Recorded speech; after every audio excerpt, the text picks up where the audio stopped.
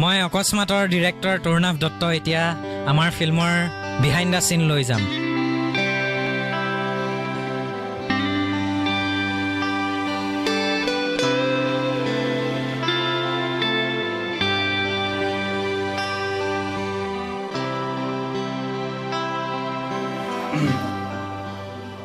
সবটো এনেকুৱাকে ল'ব লাগিব যে আইনাখনৰ আমি আশ্বাসটো ইমান দিব নালাগিব। প্ৰথম চিনটো আছিল মই আইনাক ক'ব লাগে মোৰ জীৱনৰ সোণোৱালী বাটত গাৰ্লফ্ৰেণ্ডক মই কিবা এটা প্ৰপ'জ কৰিম, তাৰ কাৰণে কবিতা এটা মই কবিতাটো মুখস্থ নহয়। তথাপি তৰুণাভে ক'লে যে তুমি যি কৰিব বিচাৰিছা কৰাচোন।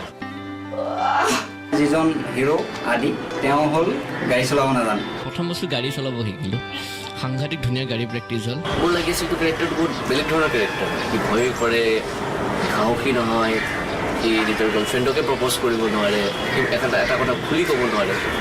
কামন এই তোমাৰ লাষ্ট শ্বটটো যে চাৰ্টটো খুলিলা মানে সেইটো প্লান আছিলে নে? এইটো অট'মেটিকেলি আহি একো ভাবা নাই তৰুণাভ দত্তৰ ক্ষেত্ৰত মই এটা কওঁ, তেওঁৰ লগত মই আজিলৈকে 3টা প্ৰজেক্ট কৰিছোঁ অলৰেডি। তেওঁ এক্টৰক বহুত ভাল স্ক'প এটা দিয়ে। তুমি কি কৰিব পাৰা, তুমি কি এই কেৰেক্টাৰটো কেনেকৈ কৰিব বিচাৰা, এটা স্ক'প পায়, আৰু সেই স্ক'পটো তেওঁ মোক দিছিল। আৰু তুমি কাজিয়াৰ চিনটো যে এবাৰো চোৱা নাই সেইটো কেনেকৈ মেনেজ কৰিবা? তেখেত একচুৱেলি বিৰাট চিনচিয়াৰ মানুহৰ লগত কাম কৰি ভাল লাগে, আৰু প্ৰতিটো বস্তু নিখুঁতভাৱে অলপ যদি বেয়া হৈছে এইটো বাদ দিয়া হ'ব এনেকুৱাকৈ ৰাখা, তেনেকুৱা টাইপ নহয় যে, সেইটো কাৰণে বহুত ভাল লাগিলে। তেখেতে মানে শিকাই পেলাই ভালদৰে যে ভাল বস্তুটো উলিয়াই, সেইটো মানে তেখেতৰ এটা ভাল গুণ। আমি গ্ৰুপটো বা মই হ'লেও ভাগৰি গ'লোঁ, তেখেতৰ তাৰমানে সেই কনষ্টেণ্ট যিটো ষ্টেমিনা সেইটো দেখিয়ে তাৰমানে চাৰ্জ আপ হৈ যাওঁ। আৰে তেখেত যদি ইমান চাৰ্জ হৈ থাকিব পাৰিছে আমি কিয় নোৱাৰিম? তুমি এনেকৈ কৰিলে নহ'ব। মোৰ ওপৰত কেমেৰা গ'লে ক'বা দেই, তেতিয়াহে মই এক্টিঙত থাকিম।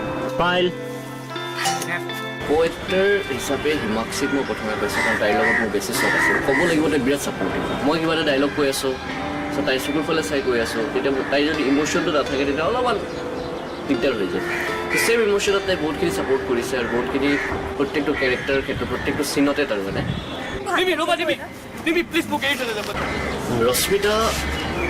ৰশ্মিতাও বহুত ভাল এক্ট্ৰেছ হয়। যেতিয়া তাক দিয়া যায় কেৰেক্টাৰ এটা, তাই বহুত সময় চিৰিয়াছলি লৈ ভাবি কেৰেক্টাৰটো কেনেকৈ কৰিম তাই ট্ৰাই কৰে, এই কেৰেক্টাৰটো অভাৰঅল এটা পাৰফেকশ্যন এটা যাতে আনে।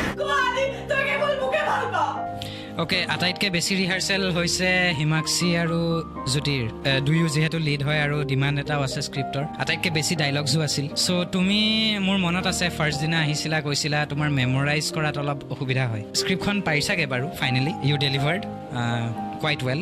চ' তুমি এতিয়া কেনেকৈ কৰিলা সেইটো টেকল? মই জাষ্ট শ্বুটৰ আগদিনাখনে স্ক্ৰিপ্টখন পাইছিলোঁ, তাকো ৰাতি। মই চাগে ঘৰত গৈ পেলাই অলপ সময় পাইছিলোঁ চাবৰ কাৰণে। লাষ্টত মই ভাবিলোঁ কি নাই, মুখস্থ কৰিলে নহ'ব, আৰু সঁচাকৈ মুখস্থ কৰিলে নহয়, আচলতে এক্টিং বস্তুটো তেনেকুৱা নহয়। চ' মই কেৰেক্টাৰটো ভালকৈ বুজিলোঁ এণ্ড চিটুৱেশ্যনটো ভালকৈ বুজিলোঁ, আৰু আপুনি বহুত ভালকৈ বুজালে চিটুৱেশ্যনটো। তোমালৈ এটা ছাৰপ্ৰাইজ আছে, চোৱা তোমাৰ ফেভাৰেট। তাই যেতিয়া চব্জিটো খুলি দিব তুমি সেইটোলৈ কাজিয়া লাগিব। চ' মানে সেইটোৱে বহুত হেল্প কৰিলে ডাইলগছবোৰ মনত ৰখাৰ কাৰণে। আৰু মানে এট ওৱান পইণ্ট মানে এনেকুৱা হৈ গৈছিলে কি ডাইলগছবোৰ এনেকুৱা নহয় কি মুখস্থ মাতি আছোঁ, মনত আছিলে, চিটুৱেশ্যনটো বুজি নিজে কৈ আছিলোঁ। তুমি পৰিছা আৰামছে, আকৌ উঠিছা, তাই ৰৈ থাকিব নি তেতিয়ালৈকে? কো-এক্টৰ বুলি ক'ব গ'লে মই পূজাৰ নাম নিশ্চয় ল'ব লাগিব, কাৰণ পূজা বহুত কোঅপাৰেটিভ হয় এজ এ এক্টৰ। তাই বহুতখিনি বস্তু নিজৰ মাজত অলপ সময় টাইম লৈ ভিতৰত তাতে ইনভলভ হৈ যায়, আৰু সেইটো বস্তু মোৰ তাইৰ বহুত ভাল লাগিছে। কো-এক্টৰ হিচাপে দেৱজিৎটো বিৰাট ফানি হয়। সি যেতিয়া কিবা এটা শ্বট দিব লয়, সি প্ৰথমে একদম পূৰা ভালকৈ আইনাত নিজকে চাই ল'ব, মেকআপটো ঠিকে আছে নাই, মেকআপ চেকআপ চব ভালে আছে নাই, এইবিলাক চব চাই ল'ব। চাই লৈ পেলাই সি চব দিয়ে। আৰু আমি যেতিয়া লোকেশ্যন পোৱাৰ পাছত এই জেগাবিলাকতো লেতেৰা হৈ আছিলে, সেইবিলাক আমি নিজে চাফা কৰিছিলোঁ। আমাৰ কোনো বেলেগ নাছিলে, আমি চবেই নিজে চবখিনি কাম কৰি এৰেঞ্জ কৰিছিলোঁ, আৰু আমি খোৱা যোগাৰখিনিও আমি একেলগে লৈ গৈছিলোঁ। Location was Assam, really Assam. আমাৰ এটা সৰু পিকনিক টাইপো হৈ গ'ল।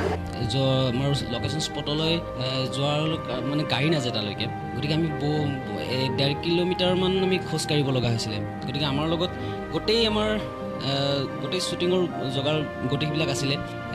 সেইখিনি আমাৰতো মানুহ বৰ বেছি নাছিলে, কিন্তু আমি গোটেইখিনি একেলগে, যদিও কষ্ট হৈছিলে, আমাক খুব ভাল এনজয় কৰিছিলোঁ আমি।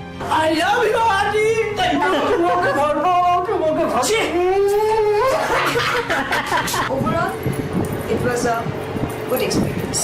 মোৰ জীৱনৰ সোণোৱালী পাতত তুমি এক সুগন্ধি ফুলৰ থোপা। এটা পঁচা শিয়াল এটা আছিল, মানে যিবিলাক শিয়াল মৰিছিল তাৰ মানে মই বহুত দিন ফচি আছে, সেই শিয়ালৰ লগত আমি শ্বুটিং কৰিছোঁ। তুমি এক সুগন্ধি। আৰু প্ৰডাকশ্যন টিমৰ মই পাৰ্থ নৱনীতৰ কথা যদি ক'ব যাওঁ, সেই বহুত এক্টিভ মেম্বাৰ হয়। যিমান আঁতৰে আঁতৰে থাকিবা সিমান বেছি সময় যাব। আচ্ছা, ৰাস্তাত গাড়ীবোৰ গৈ আছিলে, ৰাস্তাৰ এটা পাৰত আমাৰ আদি শ্বুটটো দি আছে। তেওঁ মানে বেহোচ, এক্সিডেণ্ট হৈছে। শ্বটটো এনেকুৱা যে ৰাস্তাটো খালী দেখাব লাগে, গতিকে এখন গাড়ী গ'লেও আমাৰ শ্বটটো নষ্ট হৈ যায়। শ্বটটো সোনকালে শেষ কৰিব লাগে। আৰু শ্বটটো এনেকুৱা যে জ্যোতিক মই ভালকৈ বুজাবলৈ সময় নাপালোঁ, মানে জ্যোতি ডাবল ৰোল কৰিছে।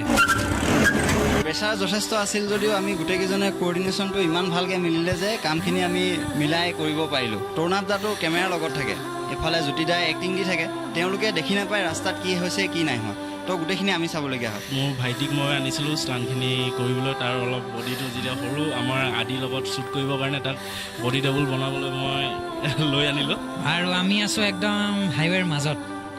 এতিয়া ধোঁৱা ধূনা জ্বলাই মেলি গাড়ীৰ ইঞ্জিনত জুই লাগিছে।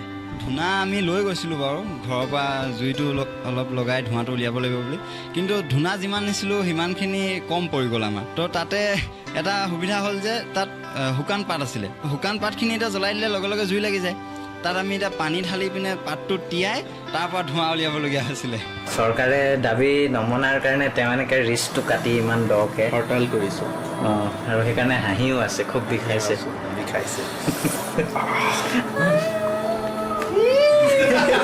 যদি ইণ্টেনশ্যন ভাল হয়, এফৰ্টটো ছিনচিয়াৰ হয়, হাৰ্ডৱৰ্ক ইনভলভ হয় আৰু ক্ৰিয়েটিভিটি থাকে, তেনেহ'লে নিশ্চয় ন'টিচ হ'ব। আৰু আৰ্টিষ্ট হিচাপে আজি যদিও মই ডাঙৰ প্লেটফৰ্ম দিব পৰা নাই, কামটো এপ্ৰিচিয়েট হৈছে, সৰু লেভেলতে হওক আৰু লিমিটেডে হওক, বাট হৈছে।